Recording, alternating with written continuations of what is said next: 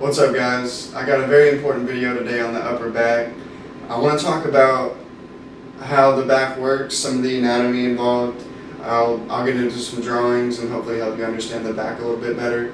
I think it's important to know where the muscles are, and that kind of helps you engage them correctly, so I'll be going over that. I'd like to talk about posture too, because in today's society with so many people having phones and such, and having to drive all the time, it really kind of strengthens the arms and kind of loosens the back up. So what's going on is we have so much strength in this part of our lives, but we start to lose it in the back. So the shoulders will start to come forward, and the overall back is going to be weak compared to the rest of the body. So I think it's really important to know not only where those muscles are, how to activate them, but you got to activate them correctly. And I'll be talking about how that affects your posture. And then I'll just be going over some of the exercises. I want y'all to know how to do these and improve your lives. So without further ado. Alright, so at first glance, I hope you can tell this is not an entirely accurate drawing, but it's a really good representation of what I'm going to be talking about. So just real quick, so the head, the spine, the scapula, that's the bone right here, you can probably feel it if you reached back, and then the humerus, this arm bone. So, and this is the back view. So these are just the bigger back muscles. There's actually a lot more that have a big function for the back, but this is a good starting place to understand how to exercise the back. So the trapezius is a muscle. It's going to connect to the spine and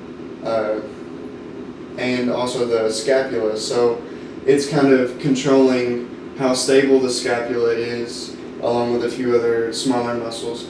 But its biggest job is to kind of let the scapula come forward and to pull the scapula back. So it's a big job for the trapezius. So the latissimus dorsi is actually more on the lower back, but since it connects to the arm up here, it has a lot of functionality for the upper back. So real quick, it's kind of connected to the hips and the lower part of the spine, and its job is to release the humerus and then pull it back. So it's actually connected a little up here. So you can tell that if you let the shoulders forward and release the arm, that's going to stretch it out the most. And if you pull back the shoulder, pull down, pull back the arm, you're going to really stretch it out or flex it out. So those are the big things to look out for in the upper back. You really want to make sure these are strong, because if they're not strong, like I was saying about posture, you're actually going to find yourself weak in the back and pulling forward with the shoulders and head. And once you lose stability in the shoulders, that's when the forward head posture starts to come in.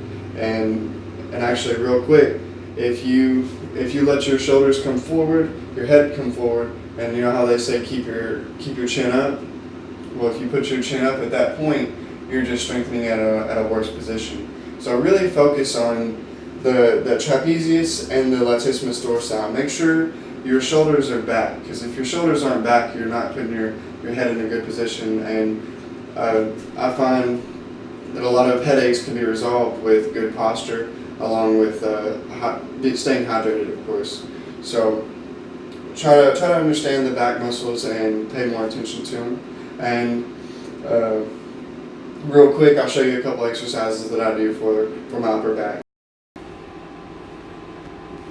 Alright, so I've got some kettlebells here, and one of my first exercises is a warm-up that I do pretty much every day to make sure my shoulders are right where I want them, and it gives them a chance to be strengthened in a healthy position. So once I have, so I've got these kettlebells, and I like the kettlebells because the dumbbells, if I try to turn my palms forward, the head of the dumbbell is going to hit my leg, and what I'll be doing is swings. So at this point, I want to make sure I stand up tall, pull my shoulders back, really flex the lat, and make sure the whole back is nice and strong because that's your support. So stand tall, and from here with the palms forward, I'm going to lightly swing the arms, give them a little bit of action, and that's going to start strengthening those muscles and putting them right into place. And like I said, this can be just a warm-up, or you can do it mid-exercise, just any time you feel like your shoulders aren't where you want them. It's really good to reset because the extra weight's going to pull the shoulders down, and what I see a lot is either the scapula is kind of facing the wrong way, it's not flat on the back, or it's kind of out and up. So make sure those back muscles are strong so they can be right into place.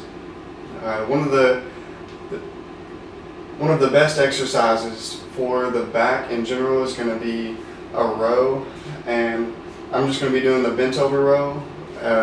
I find the bent over row is better because it gets the whole body involved. I like exercises that really require a lot from the body, get you doing more than just a machine-like movement. So, but for this exercise, I'm just going to do the regular bent over row. I'll start with. Alright, so I'm down here doing the bent over row. First of all, always make sure your feet are somewhat straight. They're going to be a little closer together here so we have clearance to bring the weights down. Go ahead and bring the butt back so the glutes can support, and make sure the back is straight. At the starting point, you can kind of make sure you pull out these two big muscles, the trap and the lat. Kind of pull them out, make sure they're stretched, and then now we're going to activate them. And whenever we activate, we want to not use the arms to pull up, so let's go ahead and use the back. So to avoid using most of the arms, just push the elbow back, and that's kind of how you activate more of the lat here. So just pull the arm back. And then once you get to a certain point, go ahead and spread the chest, and that's going to help flex out this trap muscle here. I encourage you to do your own research, try to find out what back exercises are going to be best for you, where you want to put most of your effort in. But I always suggest taking care of your upper back because it's your support for the whole upper body. And if you have any more questions about the upper back, feel free to comment or send me a personal message. Steady gains.